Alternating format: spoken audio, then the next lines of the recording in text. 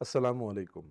मैं मियां हुज़ूर का साहबज़ादा और खलीफा हकीम शारिक अहमद तारिक तारिकी जहांगीरी आज एक बार फिर आपकी खिदमत में हाजिर हूँ।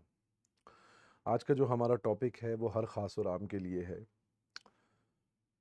कि हर वो शख्स जो किसी न किसी रंज व गम में गिरफ़्तार है और किसी न किसी परेशानी में मुब्तला है, किसी न किसी तकलीफ़ का में जो है वो जकड़ा हुआ है, किसी भी बीमारी का शिकार है या किसी भी किस्म का रंज व गम जो है वो उस पर मुसल्लत है।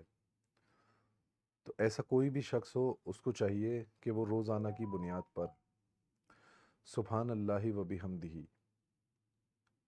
363 मरतबा पढ़े और सुबह उठने के फ़ौरन बाद इस्तग़फ़ार की कसरत करे और रात को सोने से पहले दुरूद शरीफ की कसरत करे। इंशाअल्लाह जो शख्स ये तमाम चीज़ें अपनी ज़िंदगी में मामूल बना लेगा, इन तमाम चीज़ों को, वो शख्स कभी भी जो है वो किसी भी किस्म के रंज और गम का शिकार नहीं होगा और वो शख्स हमेशा जो है वो खुश व खुर्रम रहेगा और वो शख्स कभी भी जो है वो किसी भी नाकानी आफत से का शिकार नहीं होगा। तो आप तमाम अहबाब जो भी किसी भी बीमारी, परेशानी, तकलीफ़ में मुब्तला हैं या किसी भी रंज व गम का शिकार हैं, उनको चाहिए कि वो ये वाला वजीफ़ा इस तरतीब से जो है वो रोज़ाना की बुनियाद पर लाज़मी पढ़ा करें और इस्तग़फ़ार और दुरूद शरीफ को अपनी ज़िंदगी का मामूल बनाएँ।